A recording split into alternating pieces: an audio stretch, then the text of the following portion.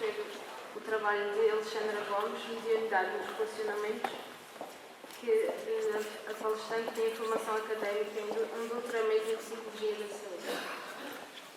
E é da Associação Espírita de São Brás.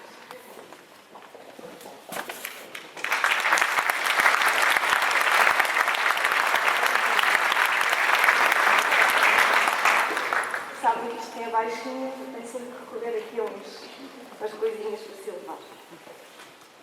Ora, então, bom dia. Bom dia. Então, a mim coube-me a difícil tarefa de falar sobre a mediunidade nos relacionamentos. E imaginem vocês, falar sobre pessoas é difícil, falar sobre relacionamentos entre duas pessoas torna-se ainda mais difícil e ainda mais complexo. Para fazer isso, eu vou aqui precisar de mudar aqui umas coisinhas no computador. Portanto, não se assustem.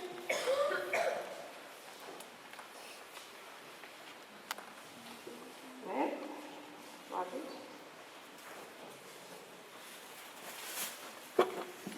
Se eu consigo aqui fazer a mudança que eu preciso. Não consigo. Olha. Bom, vai. Quando as coisas não funcionam, funcionadas são. Vamos lá. Então, mediunidade nos relacionamentos eu resolvi chamar de sublime intercâmbio, sabem? Porque na necessidade de falar sobre relacionamentos isto é algo complexo. E então eu vou fazer uma pequena abordagem que vai nos ajudar a explicar como é que nós vemos os relacionamentos na nossa sociedade, para depois compreendermos de facto como é que a mediunidade interfere a nível do casal. Portanto, vamos focar necessariamente sobre o casal. Peço desculpa se for tendenciosa, se falar necessariamente entre um homem e uma mulher, mas também não é sobre essa temática que eu venho abordar hoje, portanto, vamos tratar do ponto de vista do que se considera o mais comum e que geralmente existe na nossa sociedade. Então, para começar, eu vou iniciar por uma perspectiva que, a meu ver, influencia muito aquilo que nós temos hoje em dia e compreendemos, de facto, como é que funcionam os relacionamentos, que é precisamente a perspectiva filosófica. Isto porque a filosofia pensou sobre muitas coisas e grande parte daquilo que nós temos hoje em dia, de facto, deriva dessas grandes mentes dos filósofos, da forma como eles pensaram e viram, de facto, o homem em sociedade, o homem relacionar-se com o seu semelhante. Para isso eu vou evocar um discurso de Aristófanes, do mito da androgenia, para vos explicar como é que os gregos pensavam sobre os relacionamentos e como é que viam, de facto, que tinha surgido esta ideia do casal, como é que eles viam o relacionamento dentro da sua sociedade. Então Aristófanes, no Banquete de Platão, começa por contar que inicialmente na Terra existiam 3 tipos de seres: os femininos, os masculinos e os andróginos. E todos eles eram seres que tinham 2 caras, 4 braços, 4 pernas e eram dotados de uma grande força e de uma grande capacidade de intelecto. A dada altura, precisamente por isso, o orgulho terá tomado conta desses seres que quiseram ser deuses e fazer frente aos deuses. Zeus, que não era um homem de brincadeiras, não era um ser de brincadeiras, não achou graça nenhuma que aqueles seres o desafiassem na sua supremacia. E então decidiu que eles haviam de ser separados e mandou parti-los ao meio, ficando cada um deles, logicamente, com uma cabeça, 2 pernas, 2 braços, mais ou menos parecida à formulação que nós temos hoje. Mas isso causou grande tristeza, porque eles estavam habituados a estarem juntos, aquelas 2 individualidades. E então o que eles faziam era percorrer os caminhos da Terra à procura da sua metade. Procurando, e quando se encontravam, porque estavam voltados de costas, não tinham a formulação frontal que nós temos, eles abraçavam-se com o que tinham e deixavam-se morrer. Então Zeus, compadecendo-se deles, ordenou que então braços e pernas e toda a parte de cara, toda a zona genital se vocacionasse frente para que eles pudessem contactar e assim fazer a manutenção da espécie para que não morressem. E desde então, na Terra habitam os seres como nós nos conhecemos. Os gregos diziam então que o casal era a reunião na complementariedade, voltar a encontrar a integridade, a unicidade. E de facto tinham uma visão bonita. Pensa-se inclusive para além da ideia que depois terá suscitado a Caroline quando fala dos ânimos e da ânima. Para além disso, pensa-se que terá surgido aqui a ideia de nós procurarmos constantemente aquele elemento que nos complementa, que algumas pessoas dizem que estão em busca da sua alma gêmea. De facto, a corrente filosófica teve esta corrente filosófica teve, de facto, esta perspectiva de nós encontrarmos no outro a nossa complementariedade.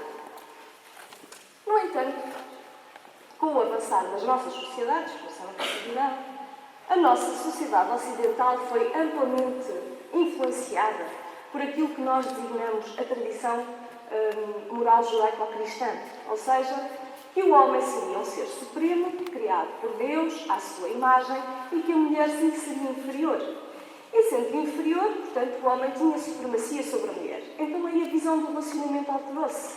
Portanto, a mulher era um objeto que poderia ser possuída, que poderia ser comprada e que era basicamente um acessório. E que era o homem que determinava o futuro. Homens não se entusiasmem, isso já acabou, está bem? convém explicar que a nossa visão já não é essa, não é? Mas, de facto, isso tornou durante muito tempo os relacionamentos. E nós vemos, e a história mostra-nos que, na verdade, os homens casavam com as mulheres muito jovens, elas eram única e exclusivamente um dote reprodutivo e muitas vezes, quando não tinham essa capacidade, que também acontecia, e havia muitos problemas de infertilidade, como dá hoje, o que acontecia é que eles despojavam-se, inclusive matavam as mulheres para encontrar então outra que satisfizesse essa necessidade. Mas isto não fica aqui. Com o avançar dos tempos, com a ideia do novo homem, também com o avanço da ciência, especialmente a partir do século XVII, um grande senhor um dia resolveu pegar um barquinho, apanhar uma boleia e ir observando toda a natureza. E ele começou, de facto, a verificar que havia um substrato comum a todos os elementos, pelo menos daqueles que eram os mamíferos superiores. E ele começou a pensar, espera lá, se calhar nós vimos todos do mesmo lado, vimos todos do mesmo sítio, não é? Independentemente de sermos homens ou mulheres. Então o nosso amigo Darwin, a imagem que está ali representada, viu de facto que os nossos ancestrais vinham não na ideia criacionista, não necessariamente que o homem teria sido criado e colocado na Terra tal e qual, literalmente, como a Bíblia descrevia. Também não tinha sido gerado espontaneamente na matéria, porque também havia essa ideia na altura que a vida tinha nascido, porque se via que as mosquinhas nasciam dos dejetos putrefactos que existiam, então pensava-se que a vida teria nascido assim, de forma espontânea. E então ele disse-nos, não. A vida do homem veio, de facto, dos seus ancestrais primatas e evoluiu, a dada altura terá adquirido esta noção de inteligência e evoluiu para aquilo que nós encontramos hoje. Imaginem o que era isto, não é? Numa sociedade altamente religiosa, com grandes influências do clero. Foi, de facto, uma forma de pensamento completamente diferente, mas também foi uma forma de colocar homem e mulher novamente em pé de igualdade. E deixando em pé de igualdade, então, nós começamos a ver que, de facto, há diferenças na forma como nós hoje em dia vivemos o nosso relacionamento e, de facto, estes avanços também permitiram ver que a grande conquista que nós já adquirimos mesmo na fase vegetal é, de facto, a reprodução sexuada. Isto permitiu que nós colocássemos ou conseguíssemos introduzir na nossa espécie transformações genéticas muito mais rapidamente do que aconteceria se fôssemos seres assexuados. Nós teríamos que esperar pelas mutações. Então, esta variabilidade genética, estas transformações que nos permitem, de facto, mostram que o relacionamento entre os homens deve-se, ou pelo menos procura, aquilo que Darwin dizia, que era nós não vamos à procura da nossa complementariedade, mas sim de o ser que mais facilmente nos permite transmitir os nossos genes. E sendo assim, o homem teria preferências por mulheres com curvas mais arredondadas, que mostrassem maior fertilidade, porque ele dizia que nós tínhamos este princípio instintivo, reprodutivo, ao qual íamos sempre atrás no sentido de melhorar ou de passar os nossos genes. Isto é engraçado porque, como vocês sabem, os animais, não é, de uma forma em geral, também têm diferentes maneiras de se pavilhar.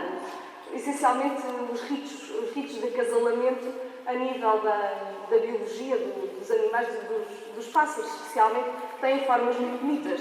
E dentro dessa perspectiva, nós, as mulheres, também arranjamos maneira de o fazer. Não é? Por isso é que andamos de saltos altos e doem-nos os pés e arranjamos, e as saias subiram e cortaram, e os decotes alongaram. Ou seja, isto foram tudo estratégias que nós encontramos de mostrar que, de facto, somos os mais apetecíveis para a passagem dos nossos genes. Mas que assim que fosse, quando se dava o cruzamento dos gametas, quando se daria a fecundação, o trabalho estaria concluído. E assim não é. os nossos casais tendem a ser monogâmicos, não estou aqui a julgar ninguém. E nessa perspectiva tem que haver alguma coisa. Então, se nós continuamos com o mesmo parceiro ao longo dos anos, mesmo sabendo que do ponto de vista evolutivo isso não seria o melhor para a reprodução da espécie, o que é que há mais? Então, o que há mais é, de facto, uma coisa muito sublime, muito bonita, que todos nós geralmente andamos à procura, que é, de facto, o amor. Não é? Geralmente é o amor que se pensa que consegue manter unidos os casais ao longo do tempo. E então, esta perspectiva do amor traz-nos uma ideia de realmente que o amor é, de facto, um conjunto de reações fisiológicas, de estados mentais, de comportamentos verbais, não verbais, que se traduzem na expressão daquilo que nós vimos entre um casal. E então, a psicologia pensa muito sobre estas coisas, veio tentar explicar como é que se forma o amor. E é isso que eu vou tentar mostrar aqui. Amor de casal, logicamente, nós estamos a falar com amor sobre. Isto foi criado por Robert Sternberg, que nos disse que o amor entre um casal geralmente obedece a 3 dimensões. A dimensão da paixão, a dimensão do comprometimento e a dimensão da intimidade. Por paixão entendemos aquilo que é a atração física. Portanto, aquilo que nos move para a outra pessoa. Tem um quê de instintivo. Também nos dizem algumas teorias que a paixão acaba ao fim de 3 anos, está bem? É de 3 meses a 3 anos. Portanto, com o passar do tempo, a paixão vai-se. Depois temos a intimidade, que é o grau até que ponto nós partilhamos, conhecemos as outras pessoas com quem estamos, com quem nos deixamos envolver. Que geralmente também dizem, as teorias que conheço eu, que geralmente está estabilizado ao fim de 7 anos. E eu costumo brincar com os meus alunos e digo-lhes sempre, olha, já viram, ao fim de 3 anos acaba-se a paixão, é a crise dos 3, e depois com a intimidade, é a crise dos 7. Quem passar os 7 anos está garantido que vai o resto da vida feliz e contente. Bem, também não é bem assim. E depois o comprometimento são, de facto, os objetivos que se estabelecem em comum para o casal. Então, disto podem surgir vários tipos de relacionamentos ou de amor. Se existir só paixão, dizemos que só existe atração física. E isso é necessariamente alguma coisa que não tem futuro, porque não tem um objetivo e também não tem um relacionamento que permita a partilha e a transmissão de tudo, não é? De conhecimento, de história entre os 2 seres. Depois, se existir apenas comprometimento, temos o amor vazio. Por vezes, e se nós formos à história, havia casamentos que se faziam por política. Isto era um casamento que tinha única e exclusivamente o objetivo de unir fronteiras. Portanto, era um amor vazio. Não existia mais nada para além do objetivo. Quando existe apenas intimidade, dizemos que existe amizade. Portanto, nós somos muito íntimos das pessoas realmente com quem temos uma grande amizade.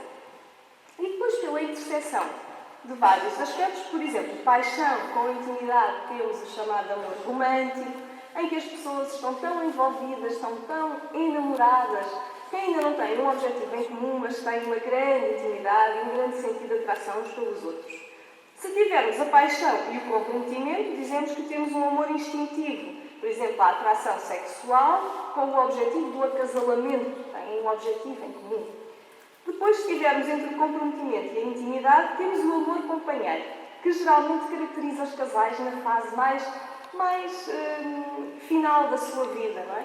Em que se calhar já não há paixão também, na verdade, seja dita, com o passado do tempo a paixão vai-se, já vos disse isso, não? Aos 3 anos já se foi, mas, efetivamente, ao fim da vida, há se calhar um certo companheirismo, mais um pouco que a amizade, mas há um objetivo de se ampararem, de conseguirem ter, de facto, um objetivo em comum, às vezes a educação dos filhos, o vida dos netos, mas há um grande respeito mútuo por aquela pessoa que fez aquele percurso connosco.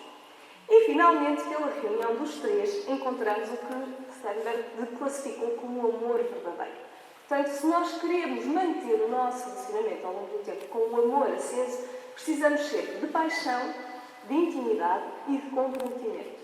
Vá, uma formulazinha, não deixem acabar a paixão, porque é possível renová-la. Está aqui a boa notícia do dia, é possível renovar a paixão. E umas férias em separada, às vezes também faz bem. Cada um ir sair com os seus amigos para criarem novos espaços de criação de intimidade. E termos sempre um objetivo. O objetivo esse que deve ser o crescimento individual e a realização pessoal. Só assim então conseguimos manter um relacionamento ao longo da nossa vida. E pronto, agora queria dizer que está tudo feito, vamos embora. Mas não, há muito mais coisas a dizer. Então, Dentro desta perspectiva, o grande problema é nós não conseguirmos perceber porque é que os relacionamentos começam e acabam. E isto dá a volta à nossa cabeça, não pensa? Tenho colegas meus, às vezes, que se dedicam anos e anos a estudar porque é que relacionamentos que têm tudo para dar certo terminam e relacionamentos que têm tudo para dar errado duram uma vida inteira, coitados, é verdade. Acreditem.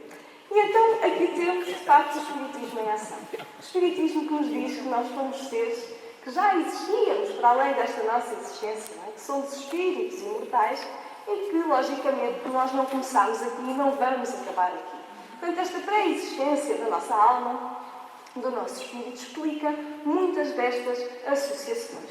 E então, no livro dos Espíritos, na pergunta 301, os Espíritos depois respondem a Allan Kardec dizendo: a simpatia que atrai, agora vou-vos explicar, eu tinha as notas para ler, nas notas eu tinha a pergunta, eu não sou de boa memória, mas pronto, vocês vão conseguir tirar a pergunta pela resposta. A simpatia que atrai um espírito para outro resulta da perfeita concordância de seus pendores e instintos. Se um tivesse que completar o outro, perderia a sua individualidade. Então aqui nós vamos ver que, de facto, aquela ideia de nós procurarmos a nossa complementariedade não é de todo real. Porque se nós nos complementássemos uns nos outros, perderíamos a nossa individualidade. E nós somos seres individuais nessa perspectiva. Portanto, nós podemos encontrar no outro aquele que melhor satisfaz estas tendências, não é? Estes instintos que nós trazemos. E, de facto, é aí que nós vamos encontrar o início, a tendência para os nossos relacionamentos. Diz-nos também a pergunta 386, aqui eu fui mais perto, escrevi a pergunta, não sei se podem dois seres que se conheceram e estimaram encontrar-se noutra existência corporal e reconhecerem-se? Reconhecer-se não. Podem, porém, sentir-se atraídos um para o outro. E, frequentemente, diversa não é a causa de íntimas ligações fundadas em sincera afeição. Um do outro, dois seres se aproximam devido a circunstâncias aparentemente fortuitas, mas que, na realidade, resultam da atração de dois espíritos que se buscam reciprocamente por entre a multidão. Portanto, nós, de facto, continuamos à procura uns dos outros. Continuamos à procura neste sentido do reconhecimento. E mesmo sem qualquer tipo de relacionamento, nós sabemos, muitas vezes, que passamos e acontece-nos em N situações. Parece que conheço aquela pessoa de algum lado. Ou às vezes, quando começamos num estado de conquista, de relacionamento, parece que conhecemos aquela pessoa há tanto tempo. Há um sentido de reconhecimento. Obviamente que muitas nessas situações há um fundo de afeição que lidera depois a direção, norteia a direção do nosso relacionamento. No entanto, isso nem sempre acontece. E então, diz-nos o livro Evolução em Dois Mundos que na Terra o matrimónio pode assumir aspectos variados e objetivando múltiplos fins. Em razão disso, acidentalmente, o homem ou a mulher encarnados podem experimentar o casamento terrestre diversas vezes, sem encontrar a companhia das almas afins com as quais realizariam a união espiritual. E isto muitas vezes porque nós, pelo mau uso da nossa energia sexual, vamos criando alguns débitos, alguns bastante, infelizmente, não é? E que, de facto, depois levam a que nós tenhamos que experimentar diversas uniões ao nível desta existência, e não só, de todas as nossas existências, para podermos resgatar estas situações que vamos contraindo com a lei da vida.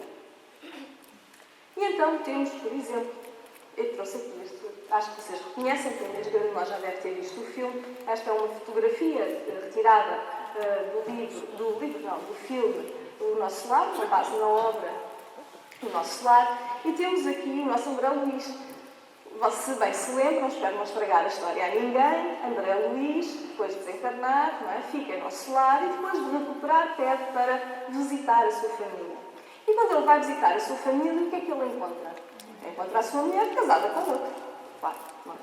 E naquele momento, o choque de ele perceber que a família que ele tanto amava tinha progredido, tinha continuado, e ele sofre um abalo mental e, de facto, ele quase que volta a ver-se, muda o seu estado vibratório e volta a ver-se nas zonas umbralinas por onde ele passou inicialmente logo a seguir à sua morte física.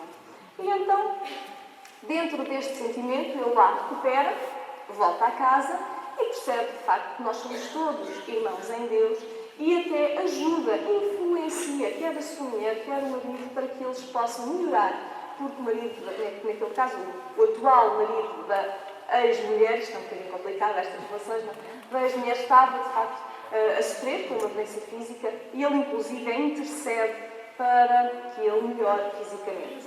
Então, temos aqui diversas formas de ver, depois, a mediunidade em ação nos nossos relacionamentos. Pergunta Allan Kardec aos espíritos: influem os espíritos em nossos pensamentos e nossos atos? Acho que nós conhecemos sebejamente a resposta. Muito mais do que imaginais. Influem a tal ponto que ordinário são eles que vos dirigem. Então nós temos que refletir muito. Refletir. O autoconhecimento serve não apenas para nós sabermos lidar connosco, para reconhecermos os nossos próprios pensamentos e diferenciarmos aqueles que são a influência espiritual, para garantir que não estamos a discutir com os nossos maridos e com as nossas mulheres apenas porque estamos a ser influenciados nesse sentido. Todo aquele que sente, num grau qualquer, a influência dos espíritos é por esse facto médium. Portanto, não adianta dizer que aqui não há médiums, porque todos nós temos um bocadinho dessa particularidade e nos podemos deixar influenciar com relativa facilidade pelos nossos espíritos que andam aqui à nossa volta, os nossos amigos espirituais. Essa faculdade é inerente ao homem. Pode, pois, dizer-se que todos são mais ou menos médiums. Então, se um mais ou menos médium às vezes já tem dificuldade em lidar no seu dia-a-dia consigo mesmo e com os seus comportamentos, num relacionamento, temos dois mais ou menos médios a tentarem lidar com os seus constrangimentos e as suas dificuldades.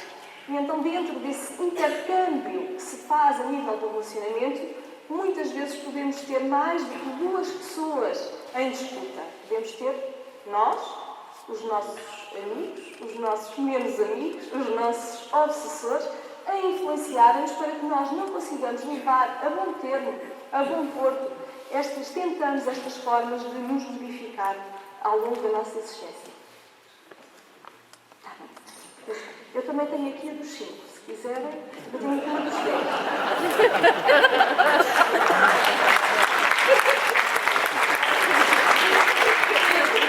Senhora Paulinha, eu tenho um trabalho ingrato.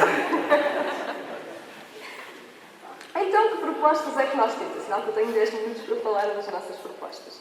Primeiro, quando nós iniciamos um relacionamento, devemos pensar muito bem quais são as bases. Em que bases é que nós queremos construir esse relacionamento? Para resistir. Resistir, de facto, a estas influências espirituais que se fazem através desta nossa capacidade mediúnica. Primeiro, os nossos valores e princípios. Em que é que queremos basear? No amor ao próximo, na tolerância, na caridade. E a tolerância é muito importante, talvez sermos muito tolerantes, porque é muito fácil nós muitas vezes deixarmos irritar, mudar o nosso estado vibracional com pequenas coisas e, se lá estão aqueles ali ao lado, escorregaste, apanhei-te, agora vou aproveitar aqui. Por exemplo, eu tenho uma particularidade que me irrita profundamente. Chegar a casa e perguntar ao meu marido: Vó, o que é que queres jantar? E ele diz-me qualquer coisa. Faz descer a mim, não faz a ideia. Ali à base, ali quase da incorporação, de bater com um pau até ele dizer o que é que quer jantar. Mas, o princípio da tolerância, da caridade, do amor ao próximo, temos de facto que encontrar quais são os princípios e estabelecê-los, acreditar, guiarmos por eles, transformarmos internamente para conseguirmos estabelecer esses princípios nos nossos relacionamentos. Depois, conhece-te a ti mesmo. Nós não conseguimos fazê-lo sem explorarmos quem somos. Precisamos conhecer-nos. E é muito importante nós conhecermos. Às vezes podemos começar de um princípio mais básico. Ir ao espelho, olhar para dentro de nós, fazer este exercício. Fisicamente, depois mentalmente. Olhar para os nossos comportamentos. Pôr-nos de fora e ver se fosse outra pessoa a fazer aquilo. Será que eu gostava? Se fosse comigo, será que eu me entendia comigo mesmo? Quando vou no trânsito a reclamar ali com o vizinho do lado, será que se eu visse de fora gostava? Não é? Então começarmos a pensar se nós não nos envergonhamos a nós próprios. Às vezes envergonho a mim mesmo, pensar, Alexandra, devias ter estado calada. Isto realmente começou a falar, muitas vezes diz muita coisa que não deve. Mas temos de facto trabalhar esta perspectiva do conhece-te a ti mesmo para estarmos integralmente num relacionamento, para não dependermos do outro, para dependermos apenas de nós, então podermos entregar de forma completa ao próximo, ao nosso amor neste caso. Depois, comunicação eficaz, escuta ativa. Homens, esta é para vocês. Têm que escutar ativamente. E nós também, logicamente, estou a brincar. Todos nós temos que desenvolver esta capacidade de escutar o outro. É muito importante. Isto dá para tudo. A escuta ativa é diferente de ouvir. Escutar implica esforço. Implica que nós temos necessariamente que nos dedicar ao outro. Tentar compreender a sua posição. Colocar-nos nos seus sapatos. Empatizarmos. Mais do que simpatizarmos. E depois sim, está bem, vai lá, segue lá o teu caminho que eu não quero saber. Portanto, para que o relacionamento dê certo, nós temos que escutar o outro. E quando escutamos, cumprir os tais princípios de tolerância, de amor ao próximo, de sermos abnegados, para conseguirmos, de facto, um diálogo eficaz. E, logicamente, o Evangelho no lar.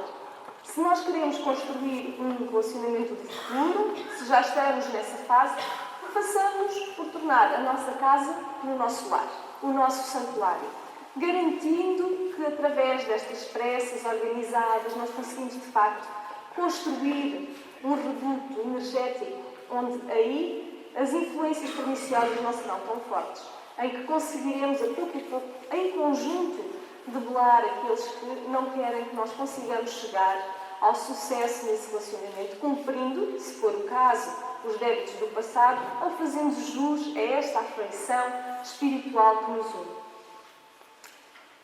Vigiai e orai, também temos que fazer a nossa parte no dia-a-dia, procurando vigiar os nossos pensamentos e as nossas ações e orando por nós, essencialmente, não é? Que ainda estamos no caminho da transformação, e por todos os outros com quem estamos, com quem nos relacionamos, que amamos, que recordemos ou não a sua presença nas nossas existências. E para finalizar, amai-vos uns aos outros, porque necessariamente precisamos de amor para nos relacionarmos, para ultrapassarmos estas dificuldades, estas influências, e porque mediunidade também é amor, também é entrega.